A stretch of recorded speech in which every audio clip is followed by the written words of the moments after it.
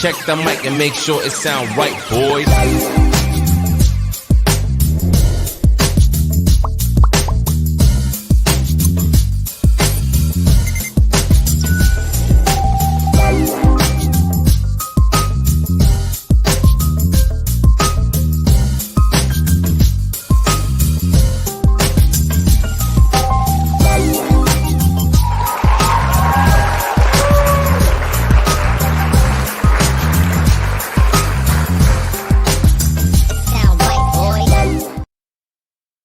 I really hope I'm not the only one who bops his head to that. I'm always jamming off screen. Right on, writers, and welcome first-time viewers to Books by Adrian author platform and our flagship show, Livestream Sunday.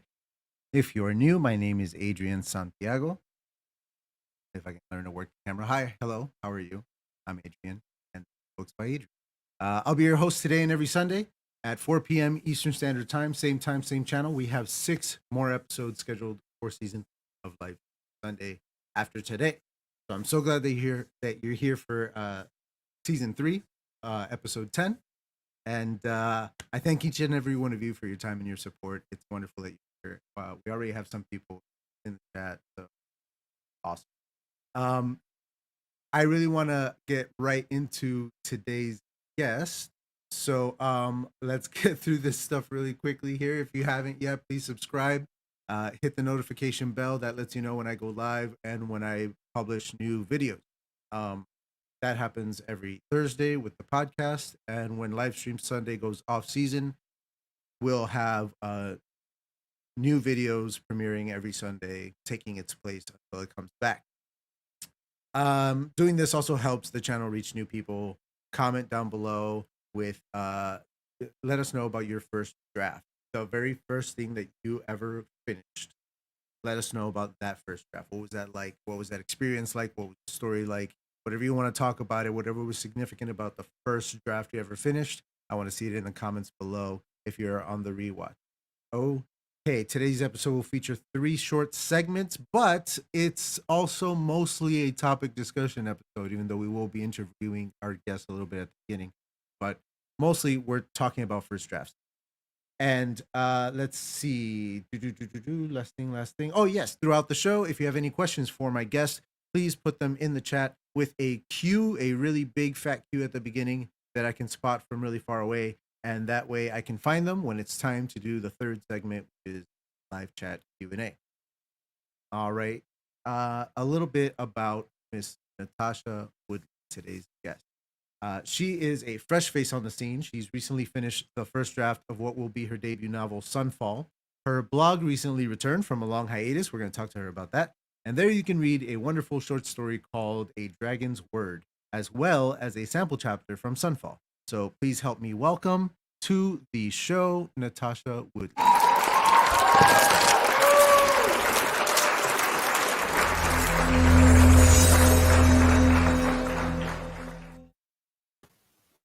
Hello. Hello, Natassha. How are you? Welcome to the show. Yeah, I'm good. Thanks for having me on here. It's my pleasure. It's my pleasure. Welcome. So I couldn't wait to dive into it with you. Let's go ahead and give you the floor for a second here, and you tell our guests who you are, where you're from, and what you're working on right now. So I am from Oxford in the United Kingdom, and outside of writing, I'm an avid horse rider. So if I'm not writing or painting or gaming, then you'll find me at the stable yard caring for my horse. Writing-wise, I mainly do fantasy as well as a few other subgenres. And as Adrian said, I'm currently editing the first draft of my novel, Sunfall. And if you want to see a sneak peek chapter of that, you can go to my website, which is called The Escapism Artist, and it is linked in the description below. Wow, you did that like a pro. You said this was your first time. Yeah. Bollocks, as they say. Thank you, Natassha. When you signed up for the show, you requested a topic discussion episode rather than an interview. And when researching you for this episode, I came to understand why. There's not a lot about you out there yet. And so I figured we'd do a base level interview and then move straight into today's topic. So if I can stop stumbling over myself, here we go. Yeah.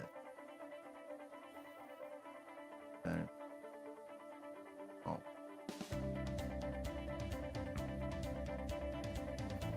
What's up?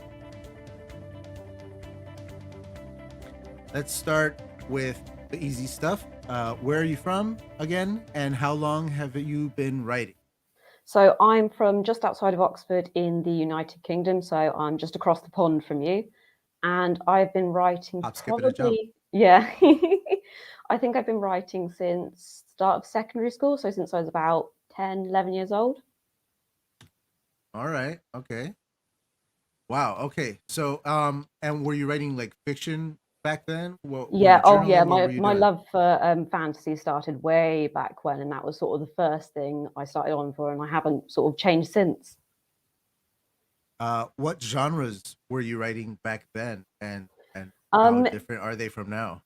It did start as fantasy, but it was more sort of based in the real world. So I would call it sort of low fantasy, so like supernatural and stuff like that. And then as I progressed and sort of my writing progressed, I began to create worlds of my own and just went from there. Why do you think it's taken you so long to really publish something? If you've been writing for so long, I think it's just because I procrastinated a lot. I hear that from so I'm many of us, I'm man. really, It's me really too. bad. I mean, I've been trying for so long, and I mean, technically, this isn't my first draft. I've got two others that I finished, but I look at them now, and it's like, yeah, they were never ready to go out, and they will never be seen by the world until I've really gone through them. So Huh. yeah, I've just been procrastinating with it. But this one, I sort of looked at it and it's like, no, I finally got to get it done. I finally got to get it out there to the world, and yeah, go from there. See, I'm the guy who never finished anything. Everything I started, I always like got a new idea that I wanted to pursue, or I would just get stuck in like trying to perfect the thing and just be lost in an endless loop of trying to perfect the thing, and yeah, nothing ever quite Yeah, got there, you know. I'm very much like that as well. I think I've got like 6 different projects going on at the moment, and some of them are sort of halfway through, some of them are nearly finished, some of them are just at the start, but only this novel is finished. All the others are just halfway through, and I look at them and go, I will finish you one day. But at the same time, it's incredibly impressive that you're working on so many because I only work really on one project at a time. I have a hard time even like writing a short story during the same time as working on my novel. It's difficult for me Yeah. to shift my imagination for some reason. Yeah, I mean, I have my main novel which I'm editing, and then I sort of have these little fan fictions that I do that are sort of my downtime from my novel because I find if I do too much of my novel, I get too into it and then I just get sick of it. So I just have these other projects just to take a breather from whatever I'm working on, and I can come back to it with a fresh face and actually be like, actually, this is all right. I'm quite happy to do this now. So your blog had a long hiatus between posts, and then suddenly three significant posts, all in relative succession, and then very recently one advertising this very show. I was very Hmm. pleased to see that. What brought you back? What brought you back to a more regular kind of publishing schedule on there? I actually lost the blog for a while. I created it, I did a few posts, and then I forgot about it. And then, sort of early this year, I think, I was like getting my novel finished, starting the editing. And I'm like, I really need to get back online. And I was like, I know I have a blog somewhere. It's out there. I know it's there, but I can't remember what it is. So I was hunting around for ages and I was like, I can't remember what it is. And then I just had this sort of sudden flash. I know what the name is. Hunted around for it, and there it was, waiting for me. So yeah, I lost the blog for a bit. It's so funny. I don't. I probably have lost a blog or two over the years because I'm the guy who like I want to be a blogger. I really want to be, and every time I start a blog, I'm really excited about it, and then I forget about it. Yeah, you sort of do a Stops few going. things to start it off, and then you go and do something else. And by the time you come back to it, it's like, I Well, can't remember what it was again. for me it's the same reason why I can't keep a journal. Like I don't like writing about myself. I don't find myself very interesting or for some reason. So I don't like writing about myself. So I get bored with Mm, carrying on either a journal or a blog. Um, what I prefer to do is to take stories from my life and turn them into fiction and put them in mm. my novel. Yeah, like Yeah. that feels a little better. you know, Yeah, I there's mean, a I'm the same. I don't like writing about myself. I much prefer just doing little short stories and little snippets of the chapters, which you can see on my website. But if nice. I do write about myself, I sort of do a little bit and then move on to the next thing because I don't like writing about myself at all. Yeah, I don't know what that is. So interesting. There's so many people who carry on journals and diaries for years and years, and later publish them stuff like. Oh, I could never do that. I could never put my journal out there like that. Isn't that crazy? So building a community before releasing my novel is exactly why I started my own author platform. What are some goals you've set for your online presence? Since I know that's where it began. Yeah, well, first of all, I just want to get myself back out there, because I've got my novel potentially coming out sometime next year, and I just want to have some online presence before I get it out so people can find me, learn a bit more about me, and see sort of little short stories that aren't necessarily to do with my novel. Nice. Yeah, same. I wanted to do this, connect with people. I feel like people like to buy from people that they like. It's like, I'm a cool dude. Come over here, hang out, and then buy my book. Yeah, I know. Again, that's exactly what I want to do. And it's also nice just to make new friends and make new connections with people you might not have spoken to before. Can you give us an elevator pitch for Sunfall? I can try. I'm really bad. I'm really bad at summarizing things. I mean, as you can probably see with some of my stories, they do tend to go on, but it's what I would call a close high fantasy. So it's got a nice sprawling world and loads of different people in it. But for the novel, it's sort of set in a really contained area and follows a small cast of people, so you don't get too confused by bouncing around between different places. Nice. So that's what it's like. And then plot-wise, you start by following a mistress thief of a guild, so sort of like the Thieves Guild in Skyrim, because that's the main inspiration for it. You follow her around as she's going about her normal life, stealing stuff from anyone and everyone she possibly can, until she discovers one of the ruling families of her city doing something they really shouldn't be. So she and her guild decide to investigate, don't find much to start with until she discovers something really, really bad going on that sort of sets her and her guild on a path that even they aren't prepared for. That sounds really. Yeah, I mean, as I said, I'm bad at summarizing because I do tend to ramble on a bit, but yeah, that's sort of the basic gist of it. I like it. When did you say it was releasing next year? Hopefully next year. I mean, I'm trying to get it edited and done and sent out to publishers sort of early next year. And luck being with me, I'll get somebody to publish it and it'll be out on shelves sometime next year. So you're going the traditional route. Yeah, definitely. There's no way I could do self-publishing. I mean, if I really have to, then I will. But for a novel of this length, I think sort of traditional publishing is best. What was the word count again? For the first draft, it's 210,000 words.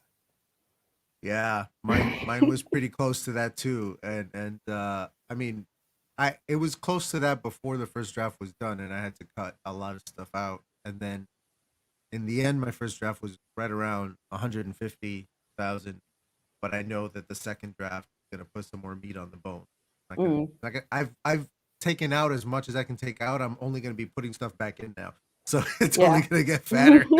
You've gutted it and now need to put some more back on top. Yeah. So the second draft, I'm guessing is probably going to be around 200. Yeah, I mean, I've set myself a goal of cutting about 30,000 words out of it for the first draft, and I'm doing okay, surprisingly, because I'm really bad at deleting stuff because I quite like my own work, not to be biased or anything like that. But I've actually only really been deleting stuff, and I've taken out about 7,000 words so far, and I'm only on chapter 17. So yeah, I think I'm doing pretty well. That's not bad. Okay, so what's your horse's name? Tell us about the horse. He is called Cluedo, so like the board game, except it doesn't have an E in the name. And it's an appropriate name because sometimes he's quite clued into stuff and other times he's a bit of an idiot. What it says on your website that they only cost scratches and treats. Is that true? I really wish it was true. I thought they were very expensive. They are really expensive. If you want one to be your best friend, then scratches and treats are all you need. But unfortunately, I can't pay my vets or my instructors with scratches and treats. I wish I could. I really wish I could. But yeah, no, he is incredibly expensive, but worth every penny. I bet those horse bets are very expensive. Yeah, really I expensive. can only imagine. Um, tell the people at home a little bit about your short story, Dragon's Word. So that one came about really randomly. I was just browsing the Reddit writing prompts thread, and I saw this prompt that basically said, "You're a dragon. You've just moved to a new forest, and the village decides to sacrifice two children to you to stop you from attacking them. Mm. You raise these two children as your own, and they tell you you're much nicer than the village." And I was sort of in a bit of a morbid mood, and I was looking at some of the other posts on there, and I was like, "They're all right, but I reckon I could do better." So I was like, you know what? Let's just do a little short story, and I just went from there, really. Um, I like that. I like that. That's sort of what drove me as well in the early stages was, I think I can do this kind of like sci-fi fantasy stuff better. Yeah. I mean, that's sort of Last the driving force behind a lot of what I do. It's sort of I look at some of the books and it's like, they're all right, but I'm always picking out little things. It's like, oh, I could do a bit better than that. And I was like, you know what? I might as well just write my own book. There you go. Exactly. Yeah. Yeah. The old adage, if it doesn't exist yet, you're the one who has to write it. Oh, yeah, definitely. It seems you're also a painter, but Yes. if I understood your correctly, your blog post, excuse me, correctly, these paintings take you long periods of time as well. So, how long do you estimate for your current painting project, and do you sell these when they're done?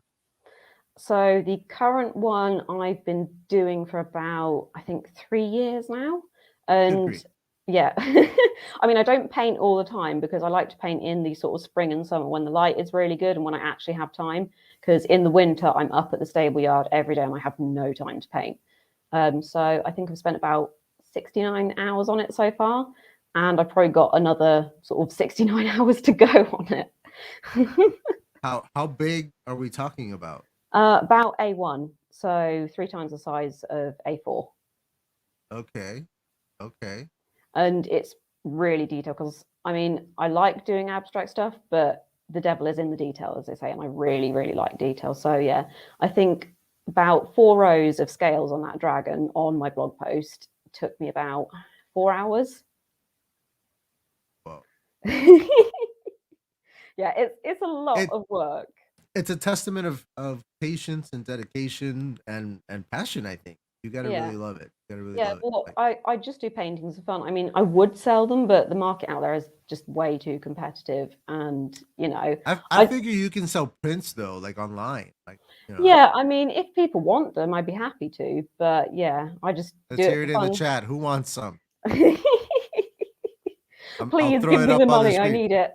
Give me give me an eye, like a pirate eye. If you're down. But yeah, if people want prints, I'm more than happy to sell them. Speaking of the chat, at this point, I want to turn our attention to them and give them some some attention here. So Adam Stevenson is here. Richard Holiday, of course, as I mentioned earlier. They were saying hi to everybody. I was saying hi to everybody. Let me see here. Okay, we have some questions. I'll throw them up later. My autobiography would fit on a pamphlet. This guy. I think you're being too generous there, Richard. Oh, snapshots fired. I think the idea of having self-contained story in a big world is a great move, as you can explore the rest of it on other stories. Yeah, On well, I the do have a sequel planned, and some of these places will be explored in the sequel. Well, you blew his mind here with the with the 210K, and we know it. Yeah, we know you need attention, Richard. You don't have to tell. Let me see here. Publishers and agents, from the things I've read, kind of balk at 100K. Yeah, that's what I've heard, but I'm just going to go Fantasy, for it. especially the first installment, bound to happen. So they want something big for fantasy. Yeah, I mean, it does tend to be like that, and I have heard that a lot of publishers won't take anything above 150,000. But I've looked at my work. I've thought, can I cut that much out? And it's like I can't because it would just gut the story completely. And my thinking is, well, I'm just going to go for it. What's the worst that can happen? They can reject me, and I can just keep going on. Yeah, just And like everybody else. yeah, and then I can just go the self-publishing route, you know. Sounds good. Sounds all right. Well then let's switch gears here and dive straight into our topic for today. Let's do this. Man, my Wi-Fi's been lagging. I hope it plays good. No, lag. Well, we do our best. Do our best. All right. So, um,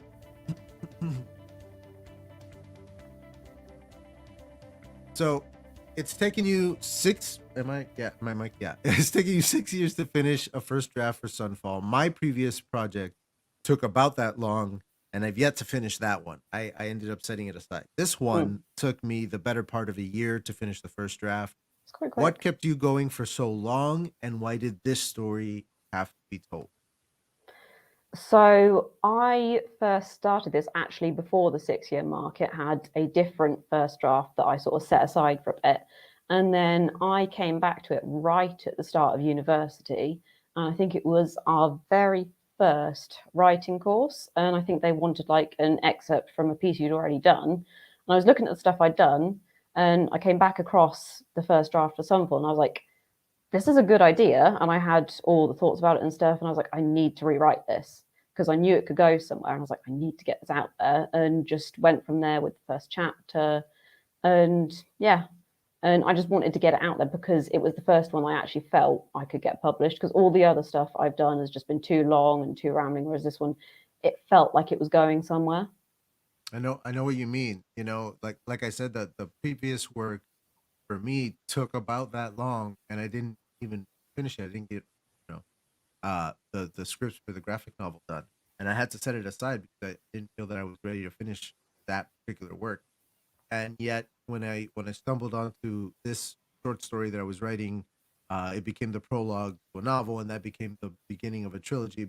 Like it just felt right and Yeah. snowballed on me, and you know, we're on a moving train. Yeah, you sort of look at it and go, I could actually go somewhere with this, and I could Yeah. actually get it published. And then the ideas start flowing, then you start world building and character building. And before you know it, you've got a complete story with beginning, middle, and end. You're like, right, I need to actually write this down. Yeah. Yeah. I mean, I'm geared right now to go the self-publishing route, but I'm also a Libra. And so like if the opportunity arises for like a really swell deal, I would be like, let's go, Yeah, guys. Like go let's do for it. this. You're gonna, take a little bit of load off of me. My payday's gonna go up. Let's make this happen.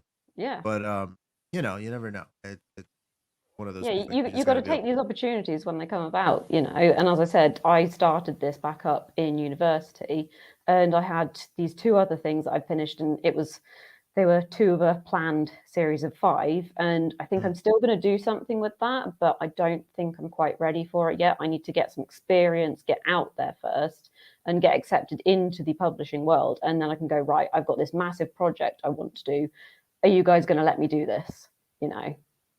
Yeah, that's similar to where I'm at. This project, hit the mic. This project is gonna essentially be me breaking into, the career, into the industry, whatever, and sort of my first experience with that. I'm gonna finish this entire trilogy of novels first, and then I feel I should hopefully be ready to go back to my previous project and finally finish it.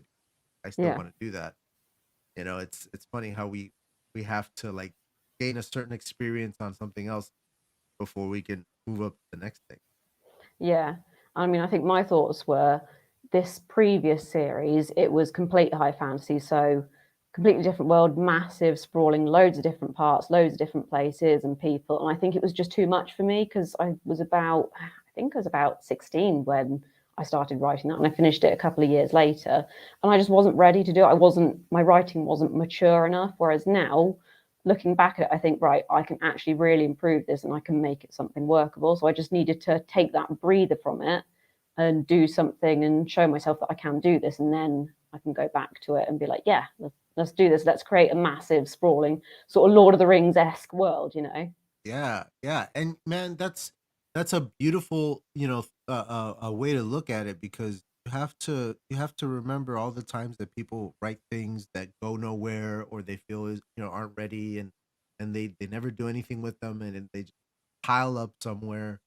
go back to it years later when you're a better writer, and you'll find things that you loved back then that you didn't feel were right, and now you can fix them, make them better. And now, like you said, you can find a Lord of the Rings world, in the note pages of your high school journal or whatever it is. It's funny you should mention high school journals because I think I wrote half of that in my school planner. I've got maps Busted. drawn.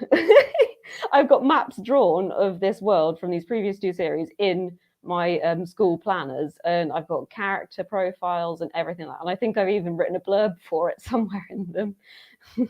That's awesome. See, we're all the same person. How has your writing process changed through those 6 years to today? Honestly, I don't think too much. Like looking back at the early stuff, I'm like, how did I even write this? It doesn't make any sense. But honestly, looking back at it, like I think there's one that's like 4 pages and it goes beginning, middle, end, all the way through, and I'm like, nah. But I don't think I've changed too much from my previous books. I think I've just matured a little bit. I've lost a bit of that naivety, and I've gone down a bit of a slightly darker, more realistic route. But other than that, I think I've pretty much stayed true to myself. I've also reined in my purple prose a little bit.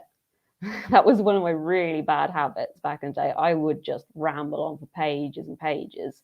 Now I'm actually trying to hold that back a bit. See, I need to beef my prose up a bit. I tend to, not describe very much. I tend to like focus a lot on the dialogue because once upon a time the dialogue was my weakest part of my game. And Mm. so I worked on it so hard, and now it's all I've got. I'm all dialogue, and I have to and now I have to fix all the other parts of my writing. Yeah. I'd be Like I'd be happy to lend you some of my purple prose if you want it. I have got pages of it. as I'm going through the edit, I'm like, man, this thing is as fat as it is. Skeleton on the phone. Sure. Uh, what's the early idea brainstorming period like for you? We're gonna talk about the first draft. Let's start at the beginning. Mm. Uh, Not necessarily about this one, but in general, when you're brainstorming ideas for a new project, what goes on? So, in general, most of my big projects just start as a little idea, really. Sometimes it's a character, sometimes it's a phrase. Like for Sunfall, it was just this one situation. So, I mean, technically slight spoilers here, but I won't give too much away. So, it was the main character trapped in a cage in a trial house, being tried by the king or whoever for crimes that she'd supposedly committed, but she'd put herself there because she wanted to try and reveal a secret that the king or the ruler or whoever had. And the one phrase that started it was, "So are we done here, or am I going to have to tear down these people's faith in you brick by poisonous brick?" And that's where the idea spiraled from. And at first, it just started as like a little daydream here and there, just filling the idle moments of my day. And then it began to build on that. Characters began to get names, places began to get names. I began to draw maps. And then it got to a point where I was like, I can't contain this in my head anymore. I need to put it down somewhere. And then it started again building from there into a full story. So that's usually how most of my projects go. They start as a little idea or phrase and then snowball from there. Yeah, similar for me. I tend to have like different entryways to a new story or a project. Like, I might create a character in my head, and that character just needs a world to exist in, story to tell.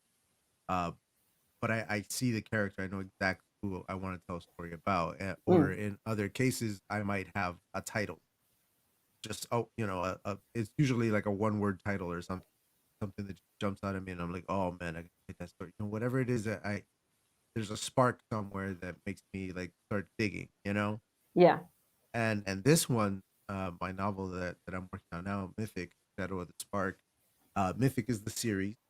Shadow of the Spark is the first book, and I mean that one is a hodgepodge of everything. I've got characters in there that have been living in my head for years, and I have little like sci-fi tech ideas that I had for a long time that I put in there because I finally have a world thing to exist in.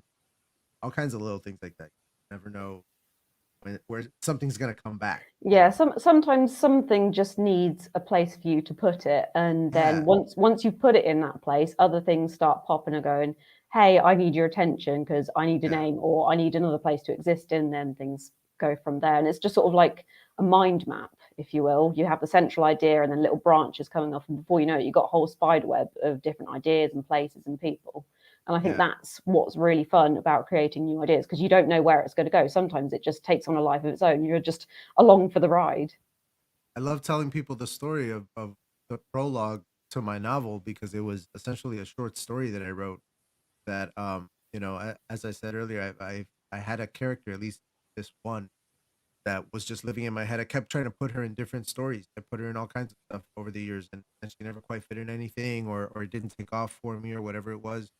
And then I'm writing this short story. I'm following two completely different, unique characters, and they're on their way somewhere. And when they get there, and the door opens up, there she was. But, you know the That's character that actually quite cool. Yeah. it's one of those things where you're like, oh, that's exactly where she belongs, right Yeah. You're there, just like, like a. oh, there you are. And that's where you belong. You've Boom. put yourself in the story for me. And now there's a whole like novel that has to exist because she's there. Like I finally Mm. have a place for her story. Banana. Uh, how do you outline if you outline? I don't really outline. I know it's Ah, really, it's really, really bad. demon. I don't though. Like I've never been one for outlining. I've never even really thought about it. As I said, most of the stuff just starts in my head, and by the time it gets to the page, it's a Mhm. full-on story, and I just start writing and don't stop. And it's only as I'm writing that I start doing little outlines of the world in notes, or suddenly I'll have an idea for somebody's surname. Like I've invented a whole story just for this one person's surname. Mm, Um, and yeah, I don't outline until the book is actually underway. that's It's really funny. But you bad. do eventually go back and outline then. Sort of. Like as I said, I have like a notes page right at the end of my book. I have a notes page at the end of my book. I have a notes Word document now, which is about sort of 20,000 words on its own.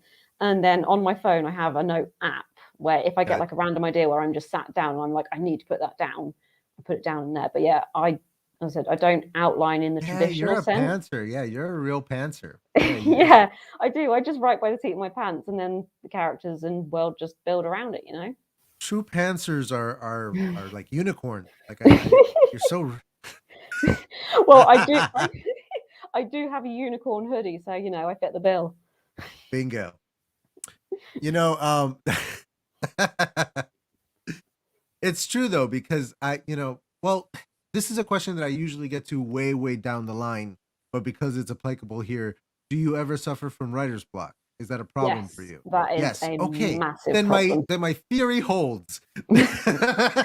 Because my theory is that writer's block is just not having outline. That's truly my theory. Because if you're working on something brand new and you can't get any ideas, like I understand that frustration. I understand that kind of writer's block. But when you're in the middle of a novel and you can't figure out what to write next, I'm like, you didn't outline. Go back and do your outline. Now that you're stuck is the perfect time to go back and do an outline. And then once you have your outline, every time you get writer's block, you just go back to your outline. You go, oh, that's what I'm supposed to write. And you keep going. I just feel like that's all writer's block is, and people just need to outline. But that's just me. Yeah, I I'm mean, crazy. it is a sound theory. It really is. I mean, like my novel, I had a beginning, I had a middle, I had an end. I knew where I wanted to go with it, and It's the connective tissue. yeah, Yeah. things changed as I went along. But there were some chapters where I was like, okay, I'm at this point. I've got to get to this point. How do I get there without dragging things out? And there are a few chapters in there that I really do need to go back and either completely delete or completely Mm. rewrite because it's just padding and filler. Nothing much is happening and stuff like that. So, yeah, your theory is sound. See, with me, I well, at least for this novel, I knew the beginning and I knew the ending, and I had no idea really much what was going to go on in the middle. And it proved the hardest part for me to write, even with my outline. It was the hardest part for me to write, and it's still the biggest mess in the first draft, like the part that's taking me the longest to edit. So the middle is the challenge for me always. Yeah, I know the feeling. Like my beginning is pretty solid. I've got a really Mm, good end. I'm happy with the mm, ending, but there's just a few spaces in the middle that I sort of look at and go, I'm not sure about you. You might get the chop some point, or you yeah. might just be completely rewritten because although stuff is going on in them that I need to happen, it's just not in quite the right way. Mm. So yeah, I'll perhaps try and outline in my next novel. Definitely, definitely outline. And here's the magic is, when I asked you if you outline, you named all these different things that you have going on. Um, your outline doesn't have to be the traditional outline. It can be whatever your outline is. So for me, for example, I was really into index cards for a long time. I did everything on I would plot everything out on index cards, character designs, everything was on index cards. And then as I was writing, I could always turn to them, and that was my outline. Mm, Um, Now that I do this thing called Dabble, it's a uh, online based, a web based yeah. uh, novel writing software, and it has an index card like feature, like and it's tied to the scenes in your novel, so you can move things around, and it moves them around in Oh, your novel. You can do all kinds of stuff like that, and now that's my outline. I have like my index cards, so now it's yeah. all in one spot. But in other words, it doesn't have to be the boring, Roman Mm. numeral one introduction, setup or whatever. Yeah, I think that's my trouble. I like to do things sort of in order. I don't like to throw things out there until I've got a base to work from. Once I've got that, as I said, I've got notes and notes and notes from And I get that loads of too. I do different that places. sometimes. I do that sometimes where you're working on something new and it's just kind of, you're rolling with it, you're vibing with it, it's getting bigger and bigger. And then at a certain point, you're like, okay, I got to figure out what exactly happened. Go back and add some structure and stuff. I do that. See, but I'm more of, I always, everybody says plotter or pantser. I always say architect or gardener. That's what George Martin and other authors use, because the architect, plots every tiny little detail, and I'm not quite that. I definitely do a lot of planning, but I also leave a lot of room for Hmm. improvisation and for the magic to happen. Uh, One of my favorite things about the first novel is a character called Harley. She's the younger sister of one of my main characters. And in the original, in the first chapter that introduces that main character, the only reason Harley exists is because I needed him to be talking with somebody so that we could get to know them before he goes to do the big like action. Yeah. Excuse me. And I didn't want it to just be like a bartender, somebody disconnect. I wanted some kind of You wanted to emotional have an connection. actual person there that they could speak with rather Yeah, than just sort of an like a blank emotional wall. connection Yeah. to my character that I could mess with. And so I made the bartender his sister. And the funny thing was that when I gave that chapter, to a critique partner, one of the things that I ask when I get them back is, who was your favorite character in this chapter? Because I have different point of view characters, so in every chapter I have Yeah. any number of new characters to choose from. And he chose her, Harley. And she really was just like an afterthought to me. Like I didn't have a backstory for her or anything. I just created sort of a character, and I plugged her in there for the purpose that I needed. But he saw this awesome character in the fact that she was kind of, giving her brother a lot of attitude, but she also poured him a glass of his favorite drink without him asking. Yeah. And it's one of those things where it tells you a lot about who she is, just the fact that she did that for him. Mm. And as soon as he said that to me, an entire storyline erupted in my brain for her. And I go, oh my God, she's been missing this whole, look at her, she's right there. Okay, now, Yeah. and now she's a part of it. She's a huge part of it. Yeah, So see, funnily enough, I have a character that's exactly like that. I mm, needed somebody to join because there's two different lands in my world. You've got the one that the main character and all the story is happening in so far, and then you've got the second part of the land, which will be explored in the sequel. And I needed to somehow join those two lands together in this book without them traveling over there, because that doesn't happen until the second book. And I was like, right, I need to bring somebody over. There needs to be sort of like a different guild branch over there, perhaps a leader or something. And I put his name in there like a couple of times, just mentioned him. And then I was going through it and it's like, I need him to be more involved. I need something to be happening. and him to be doing something. So I started writing about him more and more. And actually, to be honest, he is my favorite character.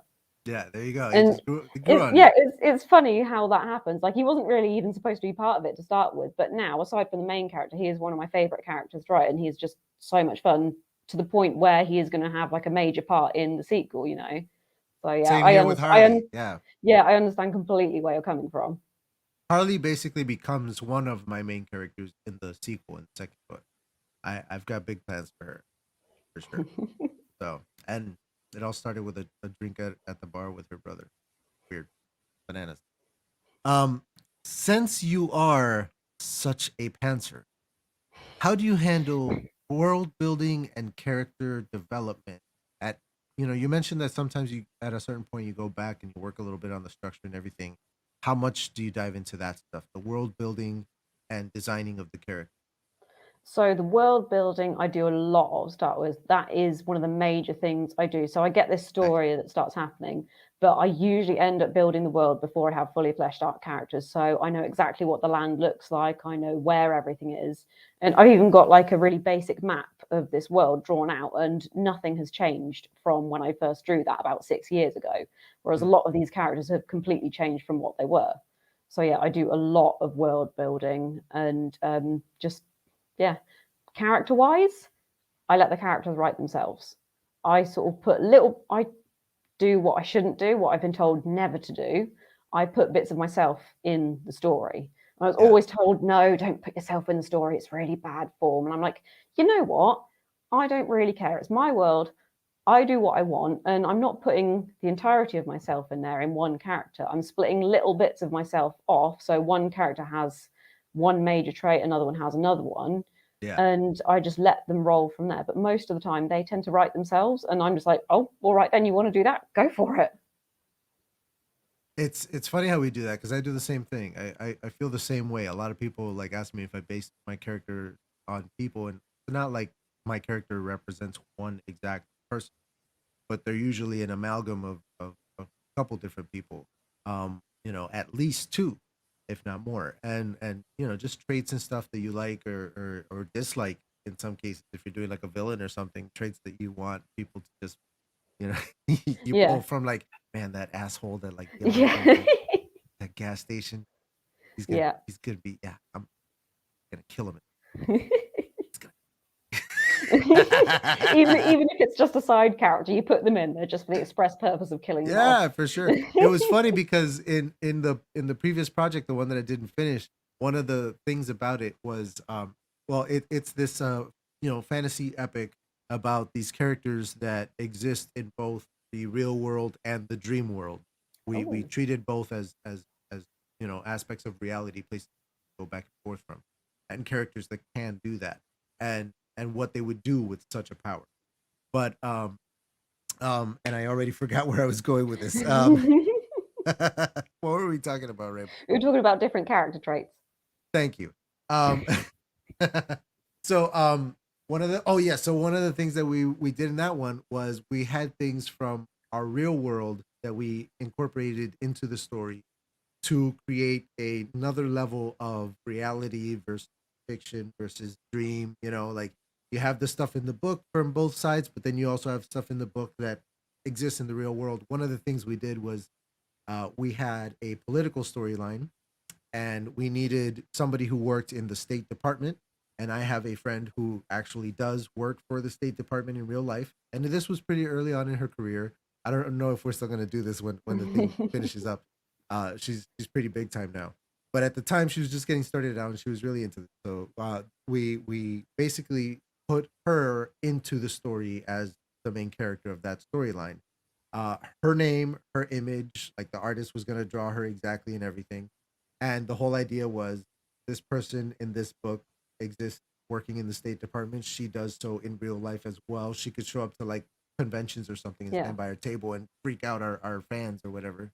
So that was the kind of the plan, and the idea was to have those things. And one of the things that I did was I would offer to kill off my friends in the book. I'm like, if you want to be in the book, I'll put you in the book, but you're going to be the victim of the serial killer, or you're going to be like, you're going to die in the book, but you're going to be a person that exists in both.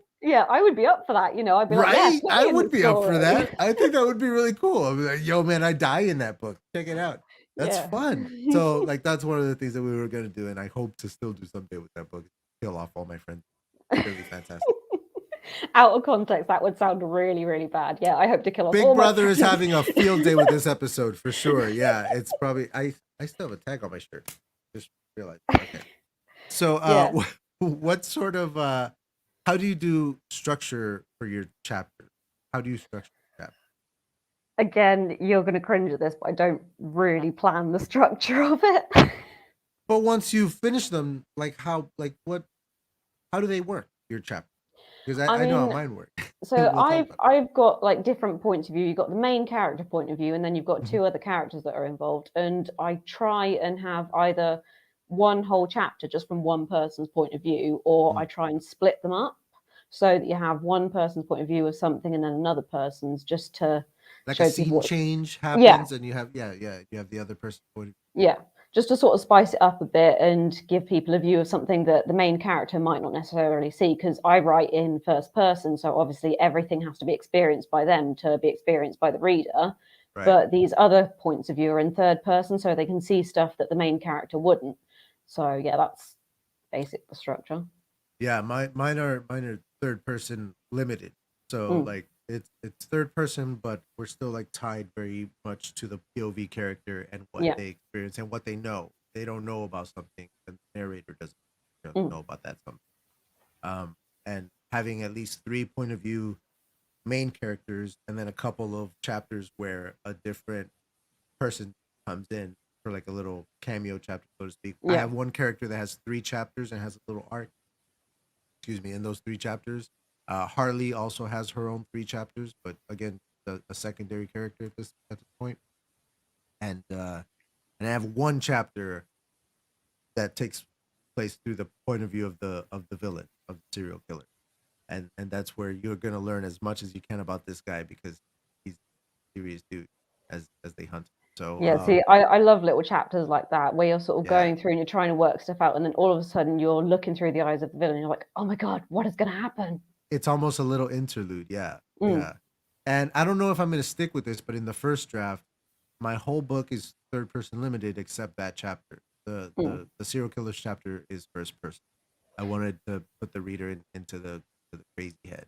See, to me, that sounds like a really good idea, because you're stuck with Just this one. point of view for all of this, and then all of a sudden you are effectively the serial killer. You're seeing what's been going on in the book through your Yeah. own eyes. So yeah, Yeah. I would stick with that. That is my advice for you. as good advice as it can be. Yeah, I would just hope definitely it, stick with that. I don't want it to interrupt like the flow of the book. I want it to feel like a nice little interlude, but I also don't want people to skip it. I don't want to like, turn people off. Like it's a delicate thing, Yeah, people don't always read the prologues and epilogues, for example. So it's just sort of trying to make it so that people want to see through the eyes of the villain, rather than going, oh yeah, no, I just want to carry on with the story, which again is why I try and space my chapters out. So you have like a couple of ones from the main character's point of view, and then you have ones where it changes point of view, and I just try and space them out between each other so that you're not getting bored of just one person. Because that's what I was finding at the start before I introduced the other 2 points of view, is there was just too much of the main character. And as much as I love her, it was just too much. And then slowly introducing the other characters as they become more and more involved with the story, that just split it up and spiced it up a little bit. And so, like, what sort of timeline are you looking at for the editing process on this first draft, and the editing process on the book?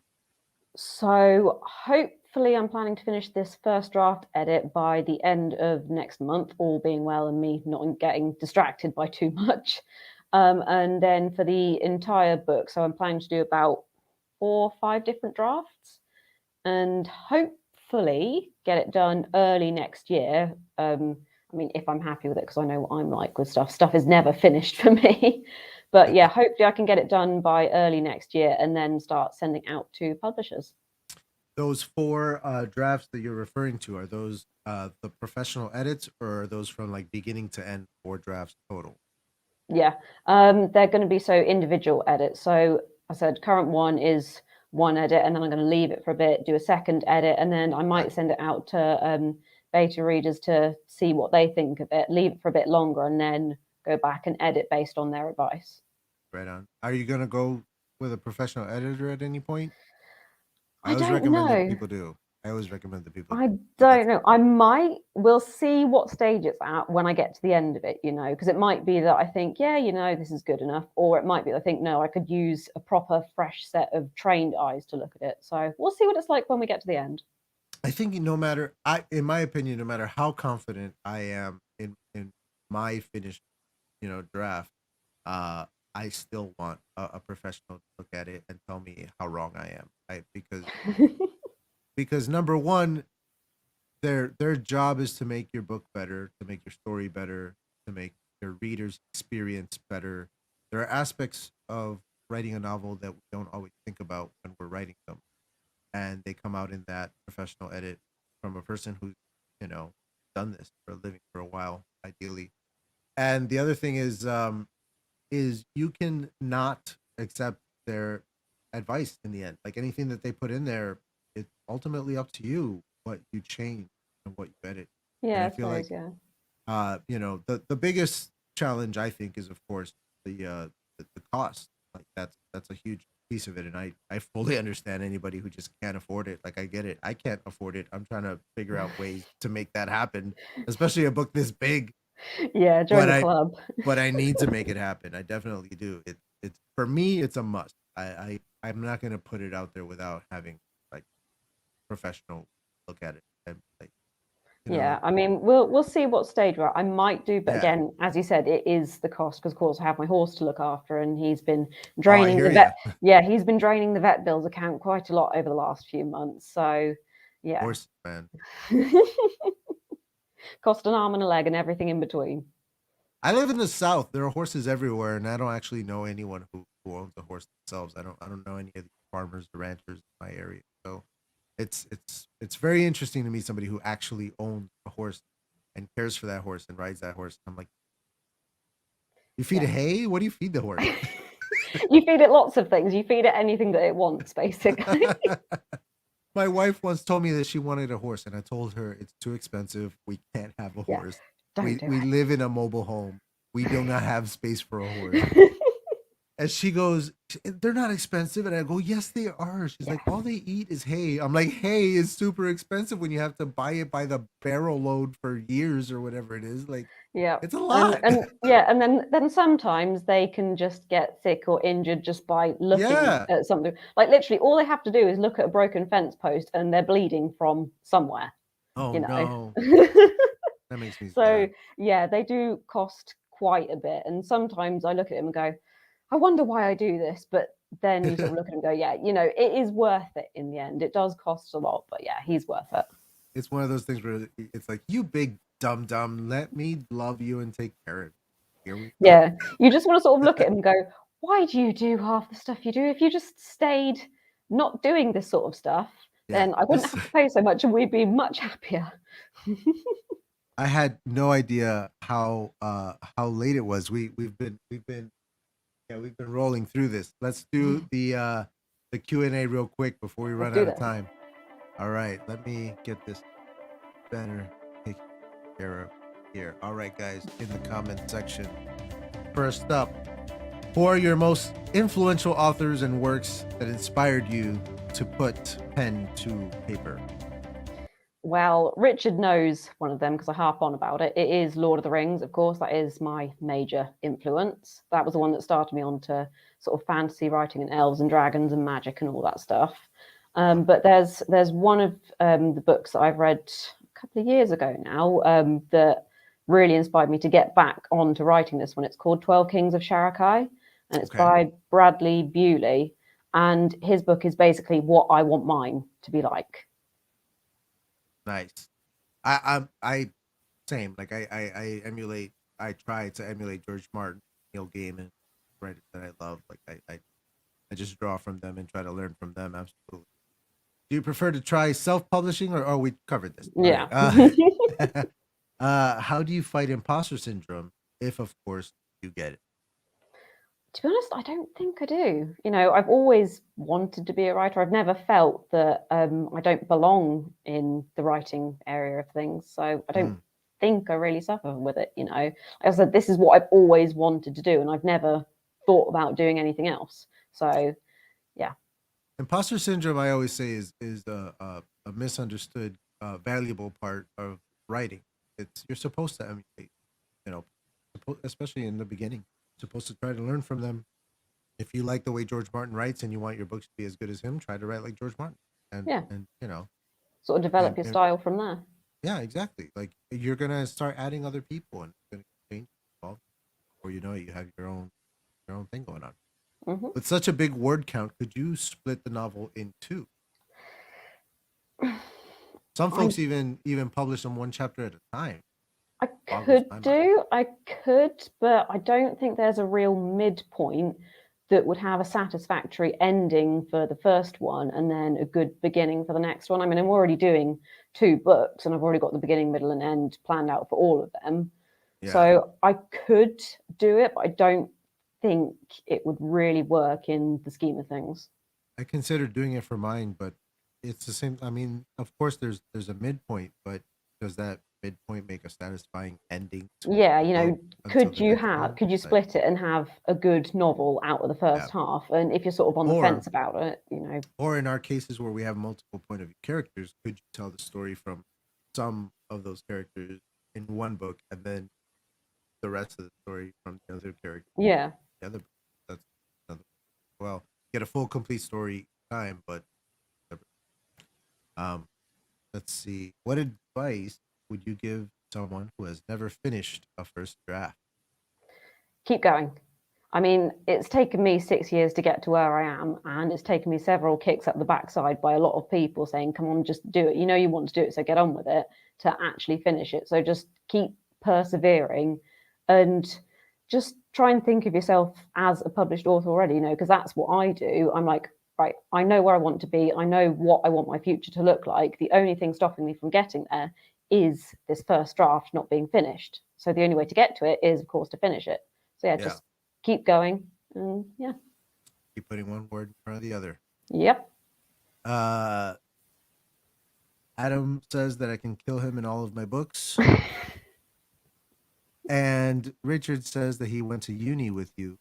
Yes, he did. Tell us about your university. I knew he was going to do that. As soon as I saw that question, I knew he was going to do that. What happened? It was not fun. Oh, It no. was, no. The first year, it was okay. It was sort of what I expected for a first year uni experience to be. I was quite happy with the content. It was basic. I knew a fair bit of it already from just my own experience, but I was happy with it.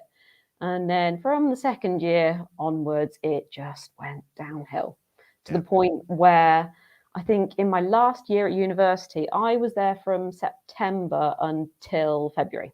And that was the entirety of my third year.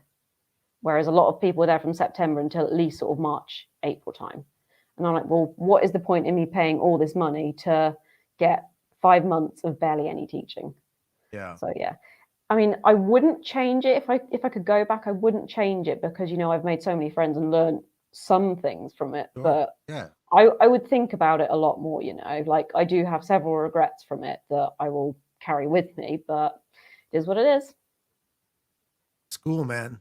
You know, we're Yeah. homeschooling my kid right now, and you know, we consider. Well, he's 6. We consider sending him to another school. We even tried it for all of 2 weeks, and it was just like, nah, man. Yeah, it's not worth it. Not worth it. Yeah. All right, so wrapping it up here, Richard says sell the horse so you can write more books, I guess. And he also recommends making a spreadsheet after the betas. I don't know what he's thinking.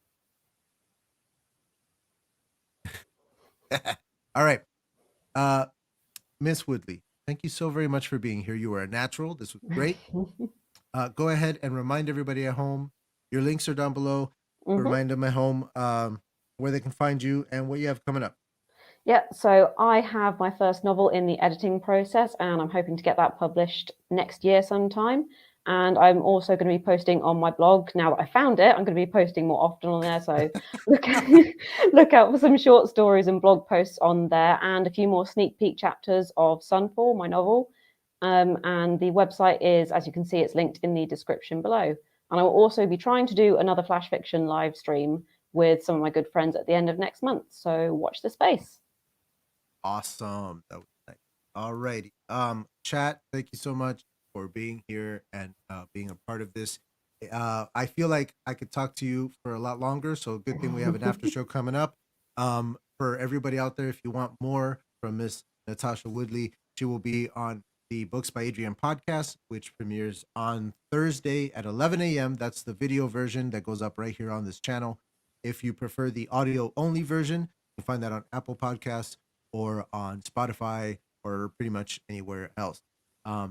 Okay. Thank you guys so very much. Let's go ahead and close out. Natassha, thank you again. And Right On Writers, let's do this here. I'm gonna put my big fat face in your faces. Here we go. And here we go.